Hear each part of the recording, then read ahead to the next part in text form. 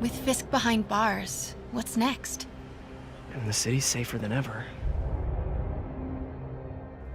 Maybe Peter Parker can have more of a life. Are you in trouble? Do you need money? No, I mean, I'm a little behind on my rent, but no, I'm fine. Take care of this place. It represents the best part of me. This is Miles. He's gonna be helping out around here. For acts of extraordinary bravery. I'm the one who kept order in this city! What is this? Devil's breath. Your city and everything you care about will be destroyed. The people will beg you for help, but you won't be able to save them.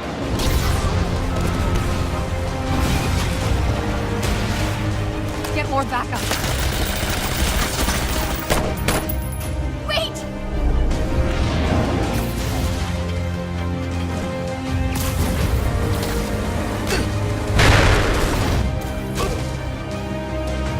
We've got to play this just right.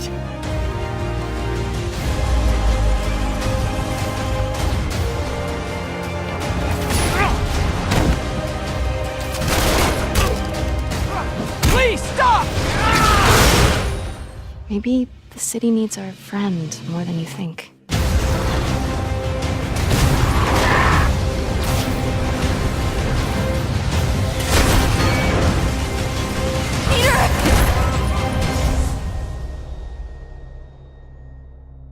Whew. Anyone else need a breather? My buddy Brian Intihar here was teasing me about liking the new white logo on the Spider-Man outfit in his brand new Sony-published PlayStation 4 presser closing video game, Spider-Man. Pretty crazy that superhero is going to close out a Sony show, right? Unbelievable, and I saw you celebrating with all your Game of Show awards up there. Yeah, that's how do you feel? I feel a lot of power and a lot of responsibility. No, I mean, it's just the team at Insomniac, we're working so hard, and we know what this character means to everybody, and I'm just one of the guys that gets to talk about it, but our team is just so talented, and I'm so honored just to be part of it, and it's just, once in a while, as you know, games are hard to make, and to get some recognition for it is surreal. You literally called me like 5 minutes after I saw it, so I'm like beaming right now. That's fantastic. What does it feel like to sort of be handed the responsibility of Spider-Man, of being sort of said, told that you guys get to dream this up for us? Yeah, I mean, first is like super excitement, and then the stress starts happening and less hair starts to happen here. I think for us, what's been great with Marvel is that they've embraced, they know that we're fans, obviously they're fans, and just respecting the traditions of the character, but also being willing to mix it up a little bit. And from the suit's a good example of, like, you look up there, it looks like Spider-Man. It's got the red, he's got the blue, he's got the mask, but he's got a new element with the white spider, kind of mixing the new with the old a little bit. And they've been, like I've been saying this, they're just part of the team. It's not really a partner thing. They're just part of the team at this point. That's awesome. Let's talk about this white spider here for a second. Okay. This is your invention, or your team's invention? Yeah, this is, so we wanted to make sure that people knew this is Insomniac Spider-Man. This is the gaming version of Spider-Man. And but we thought of, like, how can we create something that visually really strikes people, at the same time ties really well into the narrative. And I promise even you will like the reason why we did the white spider. Yeah, because you know that us comic fans are kind of traditionalists. We're crazy about these things, right? We want them all exactly in line with the lore. It wasn't a very easy decision, and we went through a lot of iterations, as you can imagine. And I think that with Marvel, the one thing that makes their world great is that everything ties to the story. There's not just a reason for shock value, and it was never meant to be anything for shock value. And we want to tie it to our narrative, and there's a reason why he creates the suit as he does. And I think people are going to really enjoy that little nugget. You can see, mechanically with the breadth of games that Insomniac has built for us over the years, that they're a good fit for taking this character and making an interactive sort of version of him. Yep. But Insomniac is not a licensed gaming developer. No. They've never really kind of went into this thing. They create things that then go on to become licensed. Yeah. So how was that? Yeah, how was that as a fit for the company? I think if it wasn't for something like Spider-Man, we wouldn't have done it. I think when you come to work with Marvel and you work with an iconic character like that, you look at Sunset Overdrive, right? And the way that character moved around the city, our sense of humor, weapons, gadgets. I remember reading one of the early Sunset Overdrive reviews, and someone actually wrote, it'd be great if Insomniac made a Spider-Man game. And I actually cut and pasted that text and sent it to Sony and said, see, we should make it. And it just kind of fits. He's a really fun character. I consider Insomniac a really fun company, and it fits our tone really well. Like I said, if it wasn't for this particular character working with Marvel, I don't think we would have done it. Was there a bidding war to make this game? Were there other companies that could possibly All I know is that I heard about it. Yeah. I walked into Ted's office. He mentioned this possibility. And then I sat there pretty much begging him over and over again to work on it. And the next thing I knew, he's like, so yeah, we're making Spider-Man. Go.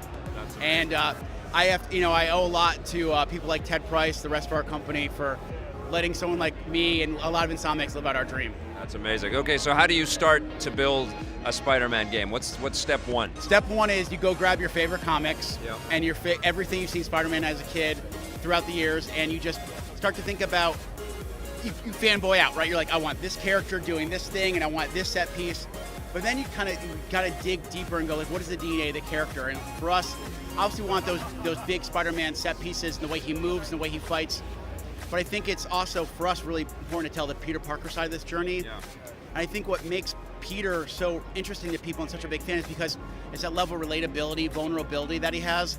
And we want to deliver as much as the Spider-Man experience, as much as we want to do the other side, that idea, that Parker luck, the idea of when Spider-Man succeeds, Peter fails, and vice versa, and seeing those two worlds collide. That's where the magic happens. And I think that if you've seen more recently the movies, they have awesome action set pieces, right? But for a lot of people, it's that when they're out of their costumes and they see the emotional side of these characters, that's what's made it so big. And and you see that in the TV shows, the comics, and now we just want to deliver that in this game. Yeah, which I guess is sort of the expectant in their post-Last of Us kind of universe that we're living in here. Yeah, we want to get to know the whole sort of emotional core. Exactly. I mean, you look at games like Uncharted. I mean, look at where God of War is going. Yeah. I mean, story is so important. With Marvel, story is king, right? Yeah, yeah. We gotta deliver a story, and we want to tap into all. We play all those games, and we even look at other games that maybe it's not like it's like the big budget. There's some really smaller titles that get really creative with how they tell stories. What can we pull from those? So we're looking at every way possible to tell a big story. Well, that brings me to my next question, because obviously on EP over the years we have been able to interview many developers that have had their chance to put their web-slinging gloves on Spider-Man and make good games for us, like Spider-Man 2 and Ultimate Spider-Man. I think I talked about Spider-Man 2 a lot this week. Right? It's a great game. It is. And Shattered Dimensions, even Vicarious Visions with their Mysterio's Menace. Even Neversoft with the first PS1. That was, I remember literally sitting on my bed playing that game going, oh my God. For me, that was when I really got, on the gaming side, really got into the Spider-Man experience. And then obviously it was Spider-Man 2 with the open world, and then more iterations on. So those games taught us a lot, and we played those games, and now we also want to put our own Insomniac spin on the experience. I'm wondering if you guys had like a Spider-Man Game Developer Summit. Did you talk to people that have experience with physics and web slinging? The good news is, we obviously did our research, but we also had a lot of experience with Sunset, and like the guys who are responsible for our traversal system in Sunset are now working on Spider-Man, and just bringing all the people who are creating the gadgets have made the Ratchet gadgets and made so we're kind of doing our research, but also bring our own kind of spin to it, because I think we want this to be Insomniac Spider-Man as well. That's awesome. When I saw the demo, and we haven't seen a whole bunch, it's still a year away, which sucks, but we'll wait. But when I saw the demo, I saw a little Shattered Dimension moment when we're seeing the first-person hands, and I saw a little Spider-Man 1 moment when we're sort of stealthily going into areas. Yeah, I think for us, I kind of boil it down to two things. When it comes to combat, it's this idea of the acrobatic improviser. We want to use ground combat, air combat, web, stealth, environment reactions, and really being able to ping pong around every arena and think what's the best way to take them down. But at the same time, give players a lot of choice. Like, I've been playing with one of our producers in the conference, but like people playing in the theater actually playing it very differently.